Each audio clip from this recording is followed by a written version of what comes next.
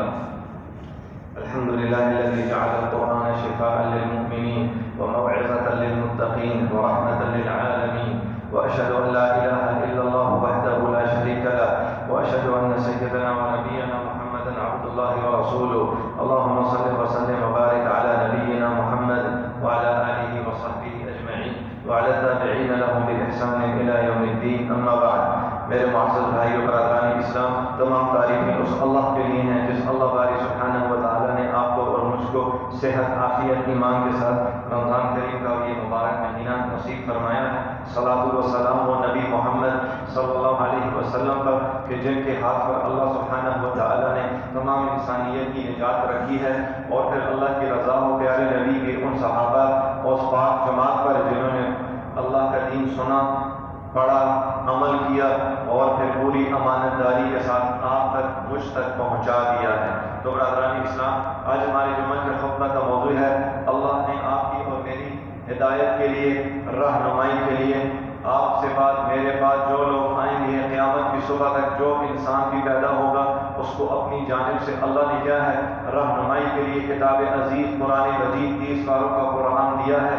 Science کیسی ہی ترقی کر جائے، ٹیکنالوجی کیسی ہی ترقی کر جائے، انسان فضا سے نکل کر اوپر کہیں چلا جائے، زمین کی تہوں میں چلا جائے، حالات کیسے بھی آ جائیں، کلچر کیسے بھی چینج ہو جائیں، آپ کو کوئی بھی گمراہ نہیں کر سکے گا جب تک آپ اللہ کی کتاب قرآن کو سینے سے لگائے رکھیں گے.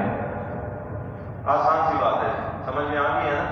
حالات کیسے بھی ہو جائیں، کلچر کیسے بھی چینج ہو جائیں، سائنس ٹیکنالوجی کیسی بھی ترقی کر جائے، آپ کو کوئی بھی گمراہ نہیں کر سکے گا جب تک آپ اللہ کی کتاب کو اپنے سینے سے لگائے رکھیں گے. تو برادران اسلام، قرآن کا اور رمضان کا آپس میں بڑا گہرا تعلق ہے، تاریخی تعلق ہے، روحانی تعلق ہے، زمین کا اور آسمان کا تعلق ہے. آپ دیکھیے نبی علیہ الصلوۃ والسلام نے اللہ سبحانہ و تعالی کی طرف سے جب اس کتاب کے اترنے کا اعلان کیا، جب اس کتاب کے اپنے سینہ میں اترنے کا اعلان کیا، تو اللہ سبحانہ و تعالیٰ نے نبی کو ارشاد فرمایا کہ پیارے نبی آپ اپنی امت کو بتائیں، ھذا کتاب انزلناہ مبارک، الحمدللہ کی الف لام سے لے کے والناس کی سین تک پورا قرآن مبارک ہے. سبحان اللہ، الحمدللہ کی الف لام سے لے کے والناس کی سین تک پورا قرآن کیا ہے، مبارک ہے. فاتبعوا، تو اللہ کے بندوں پر قرآن کو مان لو، اس کو پکڑ لو، اس کو سمجھو، اس کو پڑھو، سینے سے لگاؤ، اپنی اولادوں کو سکھاؤ، اپنی بیویوں کو سکھاؤ، خود سیکھو، بعد میں آنے والی جنریشن کے لیے، نسل کے لیے چھوڑ کے جاؤ. واتقوا لعلکم ترحمون، اللہ کے بندو اللہ سے ڈر جاؤ تاکہ تم پر رحم کیا جائے. اللہ کی کتاب کو مان لو، اللہ کے حکم کو سن لو. تو برادران اسلام، شہر رمضان الذی انزل فیہ القرآن، قرآن اور رمضان کا آپس میں گہرا تعلق ہے. اللہ سبحانہ و تعالیٰ کی ذات عالی جس طرح تمام مخلوقات سے افضل و اعلیٰ ہے، جس طرح اللہ بادشاہ ہے، جس طرح اللہ خالق ہے، جس طرح اللہ کو تمام مخلوقات پر فضیلت حاصل ہے، ایسے ہی اللہ کی کتاب کلام مجید قرآن کو بھی کیا ہے، باقی تمام کلاموں پر افضلیت حاصل ہے، باقی تمام باتوں پر، باقی تمام کتابوں پر کیا ہے، فوقیت حاصل ہے. اللہ سبحانہ و تعالیٰ کی عظمت جیسے تمام مخلوقات پر ہے، ایسے ہی اللہ کی کتاب قرآن کی عظمت بھی تمام مخلوقات پر ہے. انہ لقرآن کریم فی کتاب مکنون، اللہ کہتے ہیں یہ میرے نبی محمد جو تم کو قرآن پڑھ کے سناتے ہیں، یہ ان کی اپنی بات نہیں ہے، بلکہ یہ وہ کتاب ہے جو لوح محفوظ میں 7 آسمانوں کے اوپر لکھی ہوئی ہے. سبحان اللہ، جو لوح محفوظ میں 7 آسمانوں کے اوپر کیا ہے، لکھی ہوئی ہے. تو برادران اسلام، اور پھر اللہ نے قرآن شریف کی عزت کو بیان کیا کہ یہ قرآن کا اترنا کس زبان میں ہے. انسانوں کو اللہ نے اظہار مات ضمیر کرنے کے لیے، اپنا مطلب سمجھانے کے لیے، اپنے مشاعر، اپنے جذبات کو بیان کرنے کے لیے زبان کو استعمال کرنے کا طریقہ بتایا، زبانیں سکھائیں. تو اللہ سبحانہ و تعالیٰ کہتے ہیں میری کتاب، میرا قرآن بلسان عربی مبین، چونکہ اترا نبی محمد کے دل پر ہے اور نبی محمد عربی ہے، لہذا قرآن بھی عربی ہے. سبحان اللہ، لہذا قرآن بھی کیا ہے، عربی ہے، فصیح زبان میں ہے، آسان زبان میں ہے، اس کو ہر شخص سیکھ سکتا ہے. دنیا کی کوئی بھی زبان بولنے والا انسان ہو، جب وہ قرآن کو کھولتا ہے تو وَلَقَدْ يَسَّرْنَا الْقُرْآنَ لِلذِّكْرِ فَهَلْ مِن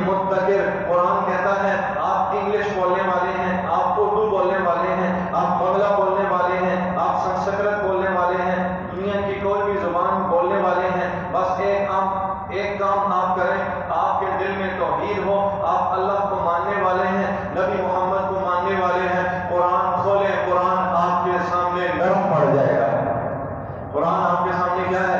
نرم پڑ جائے گا، آپ کی زبان کا ٹیڑھا پن ٹھیک ہو جائے گا، آپ کی زبان میں یہ جو اونچ نیچ پائی جاتی ہے یہ بالکل درست ہو جائے گی، اور آپ کو عربی زبان کی خوبصورتی اور عربی زبان کی مٹھاس معلوم ہو جائے گی۔ تو برادران اسلام، جو مومن آپی بھی قرآن کے ساتھ اپنے تعلق کو مضبوط کرتا ہے وہ اس زمین کے اوپر آسمان کے نیچے سب سے زیادہ ہدایت حاصل کرنے والا ہے۔ ان ھذا القرآن یہدی للتی ہی اقوم، آپ قرآن کو پڑھیں تو صحیح، قرآن کہتا ہے تم پڑھو، ہدایت کے پرچم میں تمہارے ہاتھوں میں دے دوں گا، تم اس دنیا میں سب سے زیادہ ہدایت حاصل کرنے والے ہو جاؤ گے۔ اسی طرح برادران اسلام، قرآن کریم روحانیت کی غذا ہے۔ اللہ نے انسان کے خلقت کے دو رخ بنائے ہیں، ایک یہ آپ کا اور میرا ظاہری جسم ہے، ایک آپ کا اور میرا باطن ہے، جس کو بولا جاتا ہے روح، جس کو کیا بولا جاتا ہے؟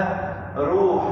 یہ روح جب تک موجود ہے تو یہ جسم کی خوبصورتی ہے، یہ گرم گرم خون ہے، جیسے یہ روح کا کنیکشن ختم ہوتا ہے نا تو یہ خوبصورت جسم، لوگ کہتے ہیں جلدی کرو اس کو دفنا دو، جسم سے اسمیل آئے گی۔ زندگی کی حقیقت اتنی ہی ہے برادران اسلام۔ تو کیا آپ نے زندگی کی حقیقت کو سمجھا ہے؟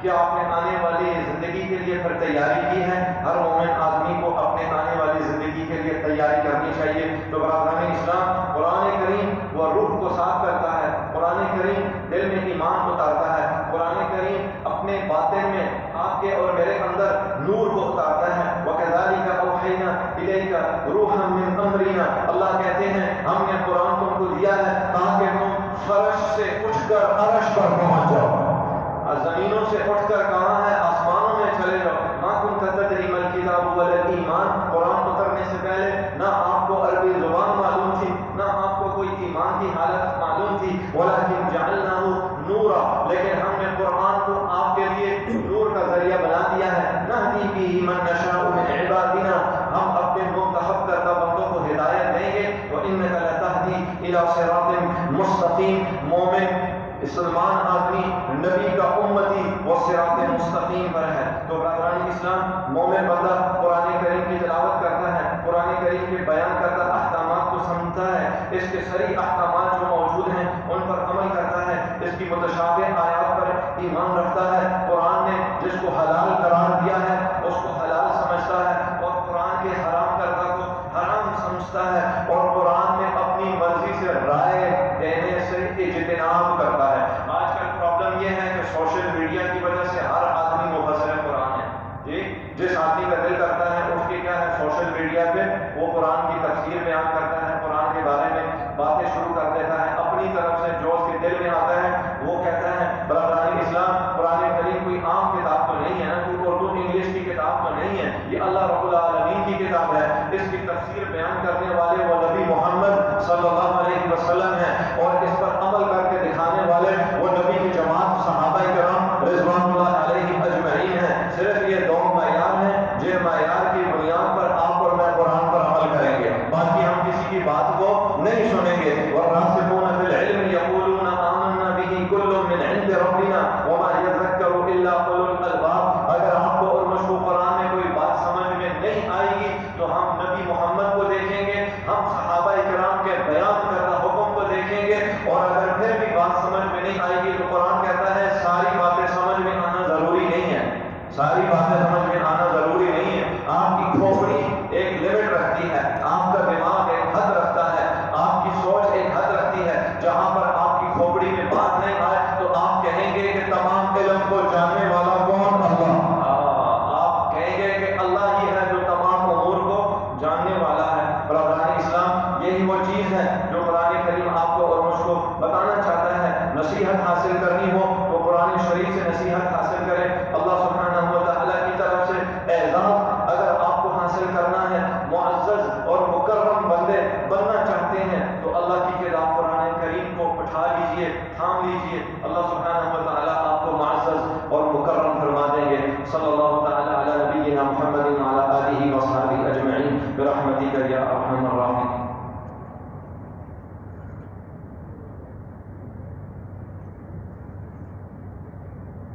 الحمد للہ الحمد لله الذي أنزل على عبده الكتاب هدى وذكرى لأولي الألباب، والصلاة والسلام على المبعوث رحمة للعالمين وعلى آله وأصحابه أجمعين. أما بعد، میرے معزز بھائیوں، قرآن کریم میں اور رمضان کریم میں ایک خصوصی تعلق ہے، جیسا کہ پہلے خطبہ میں آپ کے سامنے بیان کر چکا ہوں. یہ تعلق روحانیت کے اعتبار سے بھی ہے، تاریخ کے اعتبار سے بھی ہے.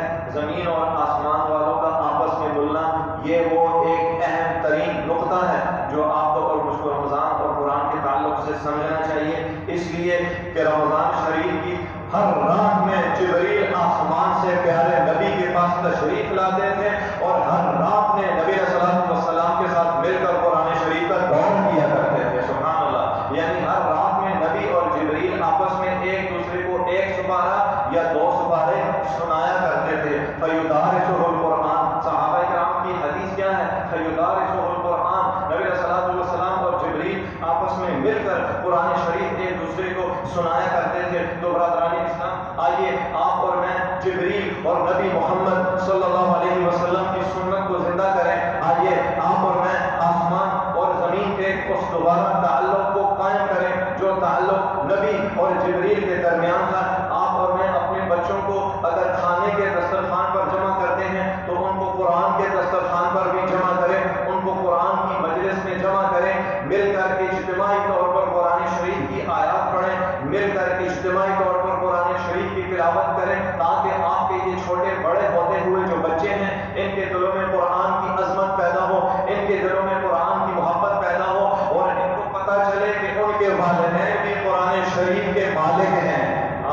ان کے والدین کس چیز کے مالک ہیں؟ قرآن شریف کے مالک ہیں. گالی گلوچ کے، معاذ اللہ، جھگڑے کے، لڑائی کے، دنیا کے اور حرام کاموں کے مالک نہیں ہیں، بلکہ اللہ کی معزز کتاب قرآن کریم کے مالک ہیں. تو برادران اسلام، جب آپ اور میں یہ کام کریں گے تو آپ کو اور مجھ کو اللہ کی رحمت کے فرشتے گھیر لیں گے. اتنا گھیریں گے کہ یہ زمین سے لے کر آسمان تک فرشتوں کی ایک لائن لگ جائے گی. سبحان اللہ. آپ کے گھر میں جب آپ کے بچے، آپ کی بیوی کیا ہے، اجتماعی طور پر قرآن شریف کی تلاوت کریں گے نا، تو اللہ کی رحمت کے فرشتے گھیریں گے، آئیں گے، اتنی زیادہ تعداد میں آئیں گے کہ یہ زمین جو ہے، یہ فضا جو ہے، ان کی تعداد سے بھر جائے گی. تو برادران اسلام، وہ ملمحہ، وہ صورت، پھر آپ کا اور میرا گھر جنتی باغ کا نمونہ بن جائے گا. اللہ سبحانہ و تعالیٰ اس دنیا میں ہی آپ کو اور مجھ کو وہ جنت کی بہار دکھلا دیں گے. باقی برادران اسلام، میں دعا کرتا ہوں کہ اللہ سبحانہ و تعالیٰ آپ کے بچوں کو حافظ قرآن بنائے، اللہ آپ کے بچوں کے سینوں میں قرآن کو نازل فرمائے. آج دیکھیے میرے سینہ میں قرآن ہے تو یہ میری والدہ کی وجہ سے ہے. میری والدہ نے مجھے بچپن میں قرآن شریف کا حافظ بنایا ہے. آپ اپنے والدین، آپ خود والدین ہیں تو اس چیز کو ملحوظ خاطر رکھیں. اور پھر قرآن شریف کا جو حافظ ہے اس کی عزت، اس کا احترام آپ کے بس کا کام نہیں ہے. اس کی عزت، اس کا احترام اللہ رب العالمین کے ہاں ہے. نبی علیہ الصلوۃ والسلام فرماتے ہیں، اقرأوا القرآن. اللہ کے بندو، اگر تم حافظ نہیں بن سکتے تو قرآن تو پڑھ سکتے ہو نا، قرآن تو پڑھ سکتے ہو نا. فإنه شفیع لأصحابہ یوم القیامہ، اس لیے کہ یہ قیامت کے دن تمہاری شفاعت کرے گا. سبحان اللہ. ساری دوستیاں ختم ہو جائیں گی، ماں باپ بھی چھوڑ دیں گے، پیاری بیوی جو کہتی ہے نا کہ میں تمہارے بغیر نہیں رہ سکتی، مرتے ہیں عزت ختم ہوتی ہے تو دوسری شادی کر لیتی ہے. جی بات سمجھ میں آ گئی ہے؟ آپ کی بیوی، میری بیوی جو کہتی ہے میں تمہارے بغیر نہیں رہ سکتی، مرنے کی دیر ہے، آپ اور میں مریں گے نا، عزت ختم ہوتی ہے تو دوسری شادی کر لیتے ہیں. بس دنیا اتنی حقیقت ہے برادران اسلام. تو یہ سمجھنے کی ضرورت ہے، ساری دوستیاں ختم ہو جائیں گی، سب وفاداریاں ختم ہو جائیں گی، ایک دوست باقی رہے گا. کون؟ قرآن باقی رہ جائے گا. شفیع لأصحابہ، پیارے نبی کہتے ہیں یہ گھیر لے گا، ہر طرف سے آپ کو گھیر لے گا، آپ کو اپنے موڈے پہ سوار کر لے گا اور اللہ کے درمیان میں سفارش کرے گا. اتنی سفارش کرے گا کہ اللہ سبحانہ و تعالیٰ پھر آپ کی سفارش قبول کر لیں گے. فیقول انا صاحبک القرآن، وہ قرآن، حافظ قرآن جو ہوگا اس کو کہے گا، او اللہ کے بندے، میں تیرا ساتھی قرآن. فیعطی الملک بیمینہ، اللہ سبحانہ و تعالیٰ حافظ قرآن کے دائیں ہاتھ میں بادشاہی دے دیں گے. سبحان اللہ. وبشمالہ جنہ، اور اس کے بائیں ہاتھ میں جنت دے دیں گے. ویوضع علی رأسہ تاج الوقار، اور تمام مخلوقات کے سامنے قیامت کے دن اللہ حافظ قرآن کے سر پر اپنی جانب سے